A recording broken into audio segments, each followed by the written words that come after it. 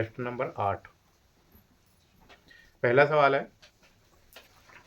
ये बेहद important test है। इसमें से लगभग मैं समझता हूँ 10 सवाल इसी टेस्ट में से आ जाते हैं। बेस का टेस्ट है, पहले एक बार हो चुका है। देखिए, पहला प्रश्न है, पोत से आप क्या अनुभव करते हैं? थोड़ा फास्ट चेक करेंगे। स्पर्श ज्ञान, प्रत्येक वस्तु में अंतर या उसकी पहचान किसके माध्यम से होती है? पोत के माध्यम से। अब हम आपको ये डिटेल में नहीं बताएंगे, ठीक है? बहुत बार आपको बोर्ड पर बता चुके हैं पोत कितना, कौन कौन से पोत होते हैं, कितने प्रकार के होते हैं। पोत मुख्य रूप से कितने प्रकार के होते हैं? 3 प्रकार के होते हैं। कोई बता पाएंगे कौन कौन से होते हैं? सृजित, अनुकृत, हाँ, स्वतः प्राप्त या प्राप्त पोत। हाँ, अनुकृति में कौन से पोत आते हैं, कौन बता सकते हैं? जो अनुकृत पोत होते हैं उसमें कौन से? यस, हाँ, जो अनुकरण करके, ठीक है। धरातल की बनावट या गुण कहलाता है, पोत कहलाता है। अब पोत कितने प्रकार का हो सकता है? चिकना भी हो सकता है, खुरदरा भी हो सकता है, ठीक है। पोत व्यक्ति द्वारा भी बनाए जा सकते हैं। हाँ, गुड। कलाकार का कार्य क्षेत्र है अंतराल को भूमि बंधन, कलाकार का कार्य क्षेत्र अंतराल को भूमि बंधन किस ग्रंथ में कहा गया है? सम्रांगण सूत्रधार में। धर्मोत्तर पुराण, विष्णु धर्मोत्तर पुराण में अंतराल को क्या कहा गया है? स्थान कहा गया है। अंतराल को स्थान निरूपण कहा गया है अभिलषितार्थ चिंतामणि में। अभिलषितार्थ चिंतामणि। पांचवा वाला जो क्वेश्चन है इसमें 2D दिया है तो अंतराल क्या है? कलाकार का कार्य क्षेत्र है। अब 2D भी हो सकता है, 3D भी हो सकता है। अंतराल में समविभाजन से क्या आशय है? चारों ओर से तल का समान भार। असम विभाजन में कलाकार की स्थिति क्या होती है? स्वतंत्र होती है।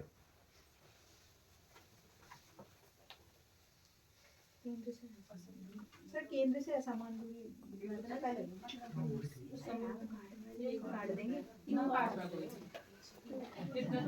स्वर्ण विभाजन नियम है अनुपात का। कौन बताएंगे क्या है स्वर्ण विभाजन? Very good, 1.618। Very good, 1.618। इस नियम को क्या कहते हैं? गणितीय नियम, हाँ, गोल्डन रेशो।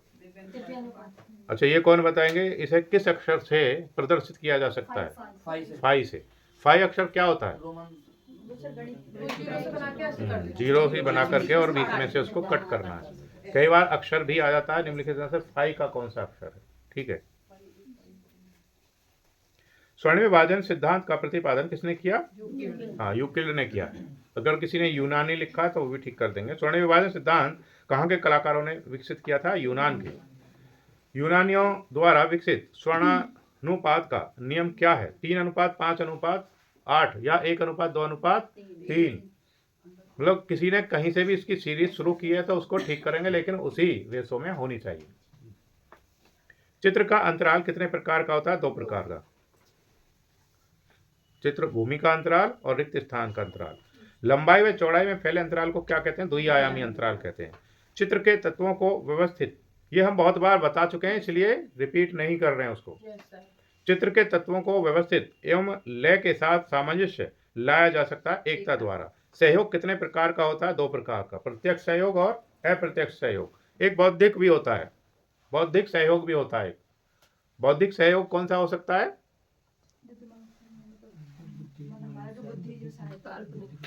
हाँ, वो सहयोग, मान ली किसी को मोटिवेट कर देना, वो क्या हो गया? उसका बौद्धिक सहयोग हो गया। कोई किसी परेशानी में फंसा हो उसको उससे, मतलब कथन के माध्यम से, बातों के माध्यम से, समझाने के माध्यम से उसको उससे निकाल लेना। जैसे एक अभी कुछ समय पहले मैंने आपको बताया था, एक छोटी लड़की थी जिसका MBBS में सिलेक्शन नहीं हुआ तो उसने क्या कर लिया? सुसाइड कर लिया था। अब उसको कोई बौद्धिक सहारा देता, बौद्धिक संतुलन उसका कोई ठीक करता, उसका यार दोस्त हो सकता है, क्लासमेट हो सकता है, उसकी माँ हो सकती है। सबसे ज़्यादा बौद्धिक संतुलन कौन करता है? माँ कर सकती है। जो माँ कर सकती है वो दुनिया में कोई नहीं कर सकता। बुद्धि का जो स्तर है, अगर कोई बच्चा कहीं फंसा हुआ है, जो उसका स्तर उसकी माँ सुधार पाएगी, उसका पिता सुधार पाएगा, दुनिया में कोई उसको नहीं सुधार सकता। ठीक है, बौद्धिक स्तर की बात कर रहे हैं हम। जब बच्चा डिप्रेशन में जाता है, क्योंकि वो उसकी हर बारीकी को जानती है, उसको दिक्कत किससे हुई होगी, क्या परेशानी है। और कई बार बच्चे क्या है ना, पिता से अपने मन की बात नहीं बोल पाते हैं। ऐसा अधिकतर होता है। और जिनके पिता अधिकतर बाहर ही रहते हैं, मान लिया नौकरी कहीं बाहर कर रहे हैं या बच्चों को टाइम ही नहीं दे पा रहे, अधिकतर समय बाहर रहता है, जब आते तो बच्चे सो जाते हैं, तो वो उसमें माँ को ही भूमिका निभानी पड़ती है कई बार। तो जो बातें वो माँ से बोल पाएगा वो पिता से कभी नहीं बोल पाता। तो अपने बच्चों से एकदम से जब पढ़ाएं तो उन पर दबाव ना डालें। ये मैं बार बार बोलता हूँ, अगर कोई छोटा बच्चा है तो उसका दबाव नहीं डालो। क्या उस बच्चे का जीवन वहीं खत्म हो गया था? नीट पास नहीं हुआ, उसका रास्ता बंद हो गया? हो सकता है वो डॉक्टर के लिए ना बनी हो, वो डॉक्टर के ऊपर शासन करने के लिए बनी हो, आईएएस पीसीएस बनने के लिए आई हो। और जरूरी नहीं आईएएस पीसीएस के लिए आई हो सकता है उनके ऊपर शासन करने के लिए बनी हो, कोई अधिकारी वो बन जाए, है ना, क्या कहते हैं, कोई नेता बन जाए। तो हमारा ये नहीं, अगर हमारे मार्ग में कोई बाधा आ रही है, बार बार बाधा आ रही है और हम सफल नहीं हो पा रहे, तो समझ लिए हम उसके लिए नहीं, उससे कहीं बड़े किसी बड़े उद्देश्य के लिए बने। अब उस उद्देश्य को पहचानने में सहयोग करेगी उसकी माँ, क्योंकि उसको वो पढ़ते देखती है, वो कितने घंटे पढ़ रहा है, क्या खा रहा है, किसके साथ घूम रहा है, वो सब उसको पता रहता है। तो छोटे बच्चों को केवल किस से समझा सकते हैं? प्यार से समझा सकते हैं। उनके लिए कोई दंड देने की जरूरत नहीं है। हम उसकी स्थिति को जान लेते हैं। बच्चा अगर पेपर देकर के आया तो माँ उसकी स्थिति को जान लेगी, तो उसको समस्या क्या हो रही है, वो बिना कुछ कहे उसकी भूख पहचान सकती है, उसकी प्यास पहचान सकती है। अब आपने देखा होगा, अगर बच्चा एक ही दिन का है, एक दिन का नहीं कह रहा मैं, 1 घंटे का बोल रहा हूँ, अभी तुरंत हुआ है, तो भी वो माँ को पहचान लेता है। पहचानता है नहीं? होने के बाद उसको माँ की गोदी में दो, वो चुप हो जाएगा, होता है। तो उसकी इतनी छवि उसके ऊपर बैठी रहती है, जब अभी 1 सेकंड होने के बाद भी अगर उसको दिए तो वो चुप हो जाएगा। तो वो आप जो उसमें शक्ति वो किसी में नहीं हो सकती है। तो बच्चों को प्यार ही देने की कोशिश करेंगे। और जब थोड़े से समर्थ हो जाते हैं बच्चे, बड़े हो जाते हैं, यानी कि बड़े होने का मतलब है मेरा इंटर क्लास जब पास कर जाते हैं, तब उनके सामने बड़ी समस्या, सबसे बड़ी समस्या क्या होती है? एक तो मित्र चुनने की होती है, दूसरा करियर की। करियर, क्योंकि उस स्टेज पर बच्चे पहुंच जाते हैं कि भाई अब हमें करना क्या है। उस समय उसे मार्गदर्शन की जरूरत पड़ेगी। हाई स्कूल, इंटर तक माता पिता बहुत अच्छे से मार्गदर्शन दे सकते हैं बच्चों को, बहुत ही अच्छा। क्योंकि माँ की भूमिका नर्स की भी हो जाती है, कई बार नर्स की हो जाएगी, कई बार उसके टीचर की हो जाएगी, कई बार उसके फ्रेंड की हो जाएगी, और कई बार उसके बहुत जो क्लोज रहते हैं क्लासमेट उसकी भी हो जाएगी। वो हर तरीके से समझने के लिए तैयार रहती है। वो कभी ना नहीं बोलेगी उसको किसी भी कंडीशन में। तो ऐसे कंडीशन में हमें बच्चों को ऐसी पोजीशन में ले आना चाहिए को अपनी मन की बात हमसे तो बोल ही सके। ऐसा ना हो अपने मन की बात जब आप नहीं सुनोगे तो कहाँ ढूंढेगा वो, पास पड़ोस में किसी को ढूंढेगा, फिर वो हो सकता है वो आपको बुरा लगे। जब दूसरों से पता चलेगा कि उसकी बात वहाँ से, तो वो आपको बुरा लगेगा। वो बुरा इसलिए लगेगा क्योंकि आपने तो उसके मन की बात ही नहीं सुनी। तो वो दूसरों से तो पूछेगा। अब जो उसके मन की बात सुनेगा, उसका समाधान कराएगा, उसके तरफ अट्रैक्ट क्यों नहीं होगा? निश्चित होगा भाई। तो बच्चों के मन की बात समझनी पड़ेगी, तब हम थोड़ा सा आगे बढ़ सकते हैं। तो समझिए, एक रास्ता ही नहीं है, हमारे सामने अनंत है। एक रास्ता बंद हो गया तो दूसरा खुलेगा, तीसरा खुलेगा, हो सकता अच्छे के लिए। हाँ, तो हमेशा पॉजिटिव रहिए, 100% पॉजिटिव रहिए।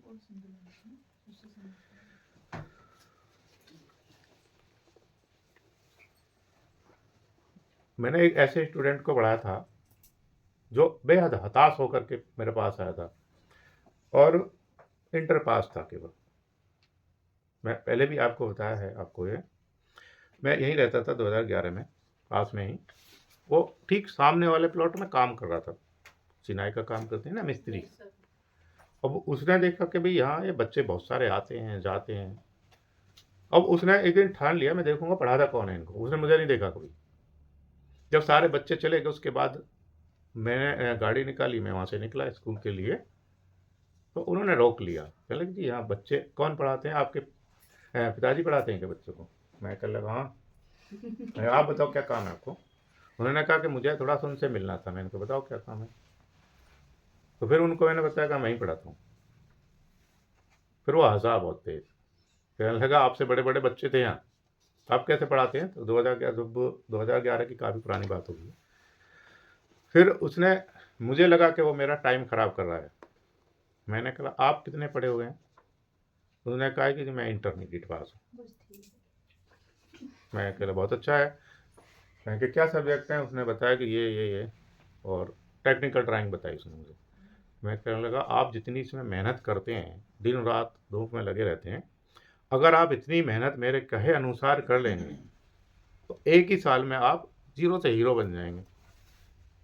ये बात कह करके मैं वहाँ से निकल गया। अब उसके मन में क्या था, वो जो दिया था ना, जो चिंगारी थी, अब वो जलती रही। अब वो मेरा इंतज़ार करने लगा कि आने का, कि आएंगे तो सही। अब उसने अगले दिन आया तो वो अपने डॉक्यूमेंट्स के साथ आया। पहले कि देखना जी सर, मेरा भी कुछ हो सकता है। मैंने उसका देखा, मैं कहा हाँ हो जाएगा। तो कितनी मेहनत कर पाओगे? जितनी आप कहो।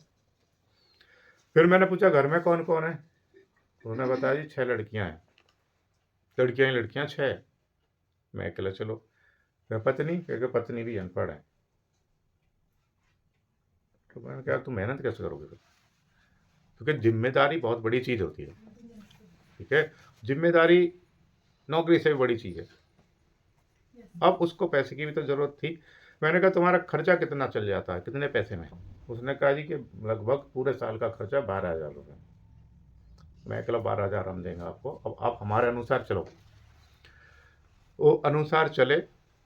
जब जब ग्रेजुएशन की ज़रूरत नहीं थी, अभी ग्रेजुएशन तो अब कर दिया, इंटरमीडिएट से भी सिलेक्शन हुए हैं। तो उसने एज भी ज़्यादा थी, लगभग 52 साल की एज थी। 52 साल बहुत होती है। उन्होंने स्टार्ट करी पढ़ाई, सिलेक्शन हुआ। ठीक है, सिलेक्शन हुआ व्यक्ति का, कॉलेज मिला सहारनपुर। अब उसने कहा जी ये तो मैंने पास कर लिया, अब मैं पढ़ाऊँगा क्या?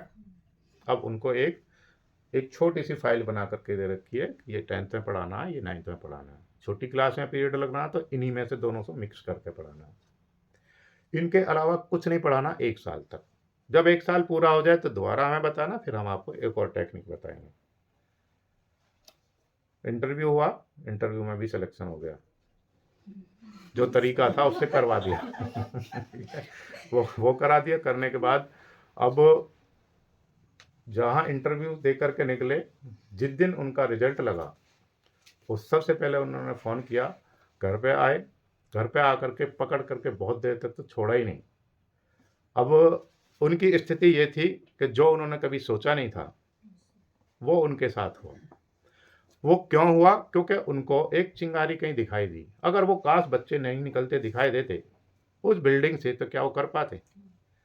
परिस्थिति इस तरीके से आई कि वो वहाँ पर काम करने के लिए आए उस प्लॉट में। जिस प्लॉट के लिए पानी भी मैं ही दे रहा था, क्योंकि उनको जिनका था उनको पानी किसी ने नहीं दिया था। तो मैंने कहा चलो आप, मैं करता हूँ आपकी व्यवस्था। तो अब उनका आया, कॉल लेटर आ गया ज्वाइनिंग का। ज्वाइनिंग के लिए वहाँ पे गए। वो साथ में मुझे लेकर के गए कि मैं जाऊँगा ही नहीं जीतने, आप ही को चलना पड़ेगा। उनका लेटर वगैरह सब कंप्लीट कराया सहारनपुर। और स्कूल में पहुँचे। स्कूल में पहुँचने के बाद पहले तो प्रिंसिपल साहब ने काफ़ी कहा, उन्होंने सोचा कि मैं आया हूँ ज्वाइन करने के लिए। मैंने कहा ज्वाइनिंग मुझे नहीं करनी, ज्वाइनिंग इनको करनी है, इनका सिलेक्शन हुआ है। उन्होंने देखा क्या साल सर्विस करेंगे, 8-10 साल। अब उन्होंने कहा कि चलो ठीक है एप्लीकेशन लिखो। ज्वाइनिंग की रिपोर्ट लिखी जाती है कि आज मैं इतने बजे स्कूल में उपस्थित हुआ और अपराह्न या पूर्वाह्न में मैंने ज्वाइन किया। ये एक ज्वाइनिंग रिपोर्ट होती है। वो अब उन पर रिपोर्ट नहीं लिखी जाती, क्योंकि जिस व्यक्ति को 40 साल एक ही काम करते हुए हो गए तो पढ़ाई को भूल जाता है व्यक्ति, प्रैक्टिस नहीं होती उसकी। अब उसने, मैंने कहा चलो ठीक है कोई बात नहीं, लिख देते हैं। हम साइट को गए, हमने उनकी एप्लीकेशन लिख करके उनको दे दी। कहने लगे इनसे लिखवाओ एप्लीकेशन। हमने बताया कि एप्लीकेशन नहीं लिख पाएंगे। फिर उनको थोड़ा सा समझाया। मैंने कहा भाई मैं भी ऐसे से वहाँ पर, और मैंने इनको इस तरीके से तैयार कर दिया है। और एक फिर उन्होंने कहा ठीक है, ज्वाइन करवा लिया उनको। रजिस्टर में साइन करे गए, गवर्नमेंट के रजिस्टर में साइन किए गए। और साइन के बाद फिर उन्होंने कहा कि इनको रजिस्टर मिलता है एक, वहाँ पर एक क्लास का क्लास टीचर बनाया जाता है। तो हमने उनसे रिक्वेस्ट करी कि सब कुछ करना 8 पीरियड की जगह 6 पीरियड का नियम होता है। इंटर कॉलेज में 6 पीरियड पढ़ाने होते हैं, 6 की जगह इनको देना 8 पीरियड। 8 पीरियड बहुत अच्छे से पढ़ाएंगे, पढ़ा सकते हैं बहुत अच्छा, लेकिन ये रजिस्टर का काम नहीं कर पाएंगे। 6 की जगह 8 पढ़वाओ, लेकिन रजिस्टर और किसी को दे दो। उन्होंने वो बात हमारी मानी। उन्होंने पढ़ाना स्टार्ट किया। जो टॉपिक बना करके दिए बेचारे उसको ही बोर्ड पर बनाया, सीख भी गए। दिक्कत आती थी तो बात कर लेते थे। फिर प्रोसेस चलता रहा, आखिरकार एक दिन रिटायरमेंट का समय आ गया। अब वो रिटायर हो गए। तो व्यक्ति का टर्निंग पॉइंट लाइफ में एक ज़रूर आता है। वो परिस्थिति कब आपकी आ जाए, किसके माध्यम से आ जाए, हाँ, क्या आपको मोड़ आ जाए, कहाँ ले आए, तो ऐसा कुछ नहीं है, कहीं से भी लेकिन जो व्यक्ति उस टर्निंग पॉइंट को पहचानता है, जो उसको पहचान लेता है एक ही बार में, वो सफल हो जाता है। तो लाइफ कभी ख़त्म नहीं होती है। ये खासकर ऐसे बच्चों के लिए जो लाइफ की तरफ दौड़ने लग जाते हैं तुरंत, मेरे इसके अलावा और कुछ नहीं है, और लाइफ को ही ख़त्म कर लेते हैं। ऐसे बहुत सारे केस आपने सुने होंगे, 10th और 12th में भी मिल जाते हैं, या 10th में फेल होने की वजह से हुआ, 10th या 12th में हो जाते हैं ना। तो ऐसी स्थिति से हम छोटे बच्चों को निकाल सकते हैं, लेकिन उसके लिए आप ही को आगे आना होगा। टीचर की उसमें महत्वपूर्ण भूमिका होती है, लेकिन माँ की भी होती है और पिता की भी होती है। गुरु की गुरु। हाँ, पहले कह दीजिए। ठीक है भाई। हाँ, तो उन सब चीज़ों का ध्यान रखेंगे आगे बढ़ने से पहले। 13 नंबर सवाल है, स्वर्ण विभाजन के ओके, संतुलन प्रदान करता है स्थिरता। वर्ण संतुलन का अर्थ है, ये मैंने आपको जो वो सुनाया है प्रकरण किस पर था, ये बौद्धिक सहयोग पर था। बौद्धिक सहयोग कितना बदलाव लाता है व्यक्ति के जीवन में, इस पर प्रकरण था। ये कैसा है, वास्तविक है एकदम। यानी कि इनकी जो शक्ति है, शब्दों की शक्ति, वो हमने देखी है। आपको भी बोर्ड पे एक बार दिखाई थी, किसी को याद होगा था, जो भावना जो होती है ना, वो शब्द होते हैं, भावना होती हैं, वो व्यक्ति के दिल को छू जाते हैं कुछ शब्द। तो ऐसे शब्दों में बहुत बड़ी ताकत होती है। ये कैसा है, बौद्धिक, क्या बौद्धिक, क्या सहयोग है, बौद्धिक सहयोग है। आप अपने जरा से सहयोग से, जरा से शब्द से किसी की लाइफ भी बदल सकते हैं। एक टीचर को कैसा होना, ऐसा ही होना चाहिए बौद्धिक सहयोग के लिए। सामंजस्य का तात्पर्य है निरर्थक तत्वों का न होना।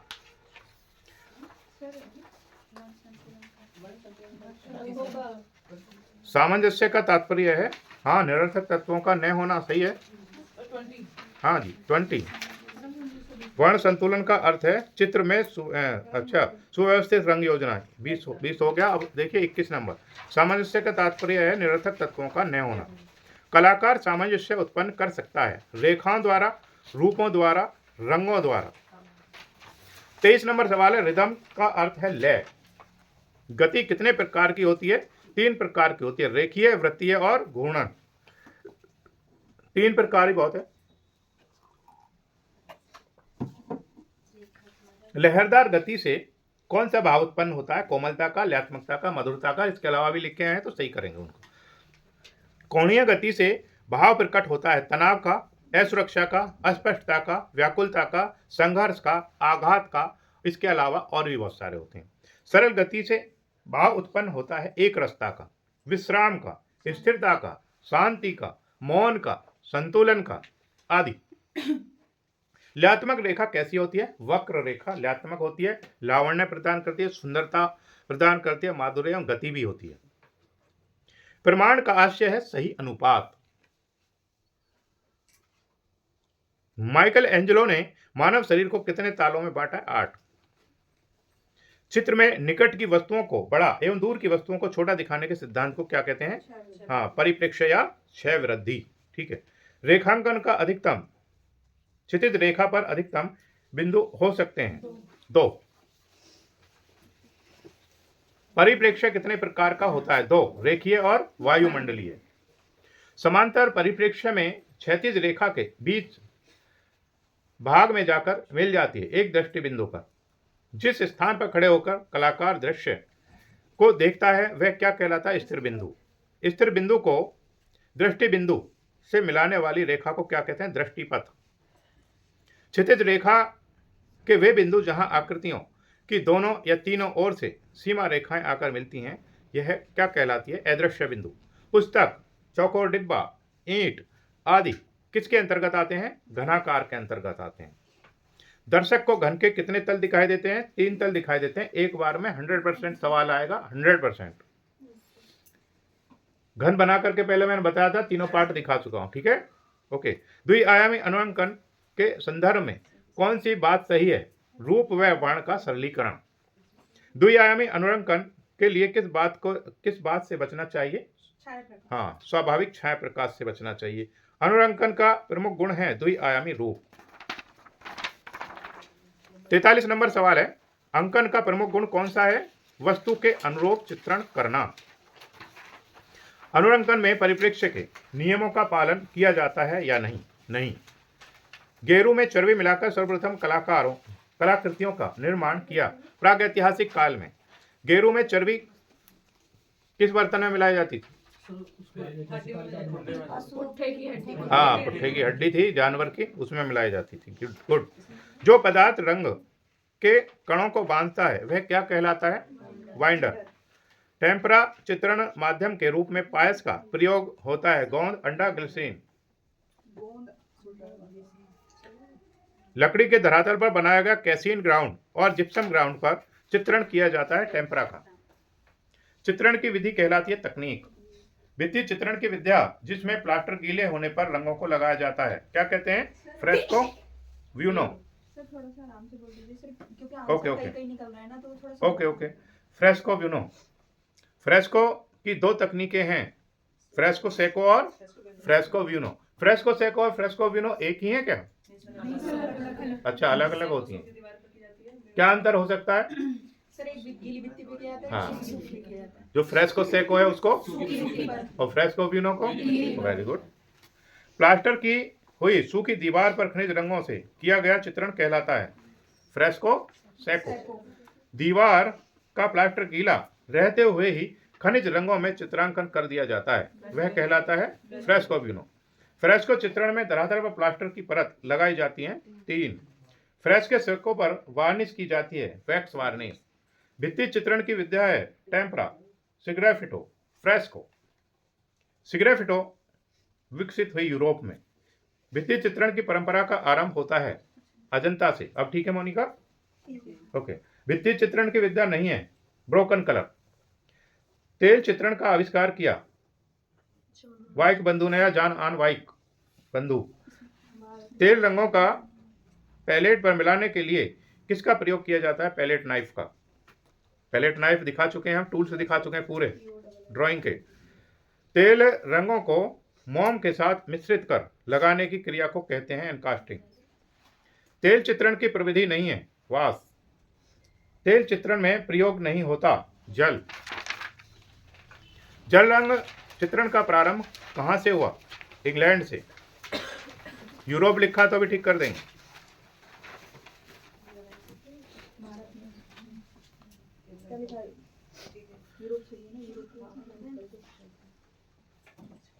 किस चित्रण में हाईलाइट दिखाने हेतु कागज को श्वेत छोड़ा जाता है? जल रंग में।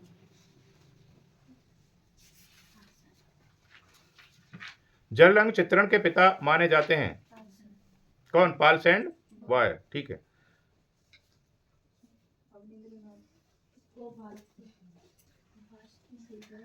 हाँ, रॉयल अकादमी ऑफ आर्ट के संस्थापक भी थे पाल्स एंड बॉयर।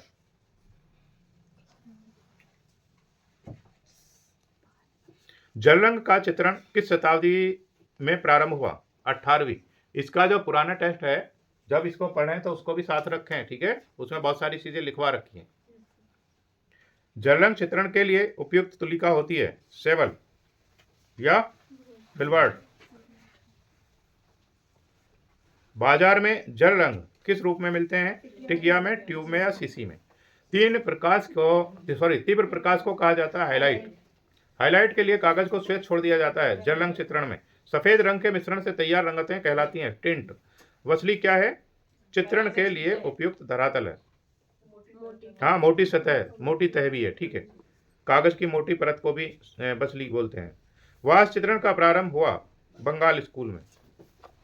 भारत में वास चित्रण का प्रारंभ सर्वप्रथम किसने किया? अवनींद्रनाथ ठाकुर ने, जिसमें एक रंग को धरातल पर लगाकर सूखने पर उसे बार बार धोना, पुनः रंग, फिर धोना किसमें होता है? वास चित्रण में। कागज को सिकुड़न से बचाने के लिए चित्रण करते समय कागज को गीला करके बोर्ड पर कागज की ब्राउन टेप से चिपकाया जाता है, जिसे माउंटिंग कहा जाता है। यह किस पर लागू होता है? जल रंग में। जल रंग तकनीक को तकनीक की कितनी श्रेणियां हैं? 2। गोंद मिश्रित अपारदर्शक रंगों का प्रयोग कहलाता है ग्वास। किस विधि को बॉडी कलर के नाम से जाना जाता है? ग्वास। व्हाट्समैन कागज कहाँ का उत्पाद है? इंग्लैंड का, जे व्हाट्समैन कंपनी का। भूमि बंधन की दो क्रियाएं हैं, साइजिंग व प्राइमिंग।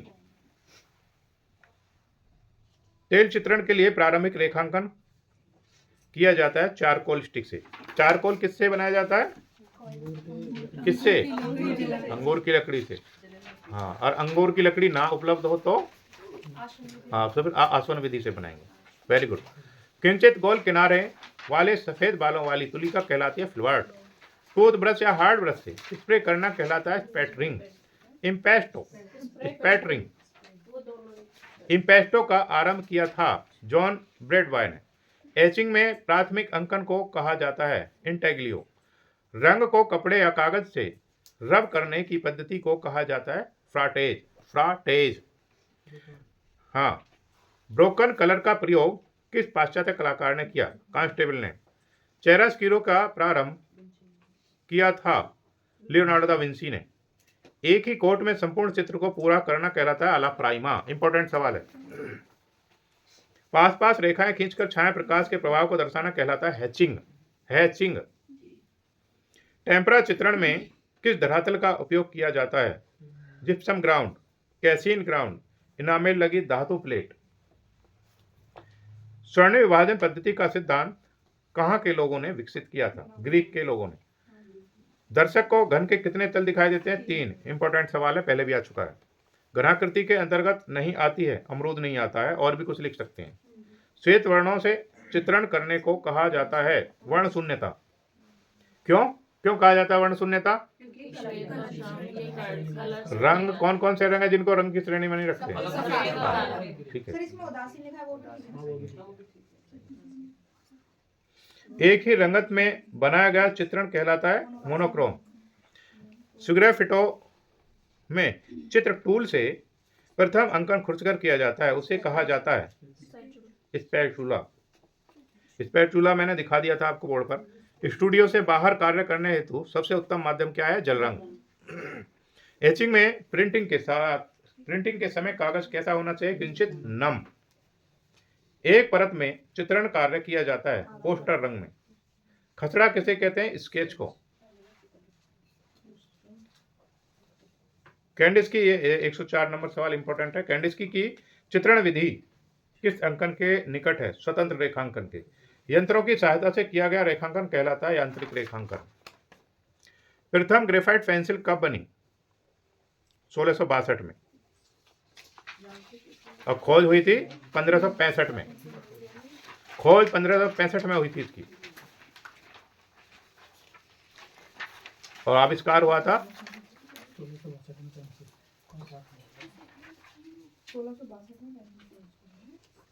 बनी थी 1662 में तो पेंसिल ग्रेफाइट की प्रथम।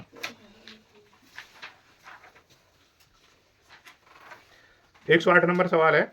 अच्छी पेंसिल के लिए कौन से पेड़ की लकड़ी प्रयोग में लाई जाती है? इंपॉर्टेंट सवाल है। सीडार की। चित्र बनाते समय पेंसिल की कितनी डिग्री दिखाई देती है? 15। इंपॉर्टेंट सवाल है। पेंसिल HB का शब्दार्थ है। H का मतलब है हार्ड और B का मतलब है ब्लैकनेस। इंग्लैंड में फेबर ने पेंसिल कंपनी कब स्थापित की थी? 1761 में। पेंसिल का आविष्कारक भी यही है। 16वीं शताब्दी में किया था पेंसिल का आविष्कार इन्होंने। रेजिन तथा जल्दी सूखने वाले सॉल्वेंट का घोल है फिक्सेटिव। बिना तुलिका की सहायता से कौन से रंग प्रयोग किए जाते हैं? पेस्टल। लिथोग्राफी की खोज किसने की थी? हाँ, अलायस सेंट फेल्डर ने। और भारत में राजा रवि वर्मा 1894 में। कहाँ पर? मुंबई। Very good. और इन्होंने अलायस सेंट फेल्डर ने कौन से सन में की थी? 1796 में। कहाँ पर? बवेरिया में। एचिंग में कॉपर प्लेट से कितने प्रिंट बनाए जा सकते हैं? लगभग 1000। कौन सी ग्राफिक विद्या नहीं है? Blown blast. मोम लगाकर कपड़े की प्रविधि को कहा जाता है वाटिक। एक बार में एक ही रंग प्रयोग किया जाता है मोम का। वाटिक में क्या प्रयोग किया जाता है? मोम। जावा के निवासी मोम किससे लगाते थे? टीजांटिंग से। वाटिक में क्रैक ज्यादा लाने हेतु कौन सा वैक्स अधिक मात्रा में प्रयोग किया जाता है? पैराफिन। एक्रेलिक चित्रण का प्रारंभ किसके द्वारा हुआ? लेटिन ग्रुप द्वारा। एक्रेलिक रंगों हेतु प्रयुक्त माध्यम है स्पैटरिंग, जल प्लस तेल से मिलाकर बनते हैं ये स्पैटरिंग। एक्रेलिक भी बोलते हैं इनको।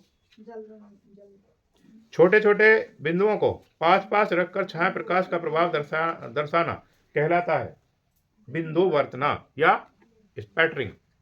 बिंदु वर्तना या स्पैटरिंग। चित्र की सुरक्षा हेतु कांच से फ्रेम कराकर रखा जाता है। हाँ, जल रंग को। हाँ, क्रेयन पेस्टल को भी रख सकते हैं, लेकिन जल रंग मुख्य है इसका। ये 125 सवाल कंप्लीट हो गए। लगभग 10 से 12 सवाल इसमें बेहद इंपॉर्टेंट है, जिन पे इंपॉर्टेंट लिखवाया है। जब इस प्रश्न पत्र को पढ़ेंगे तो आगे वाले भी देख लेंगे सवालों को।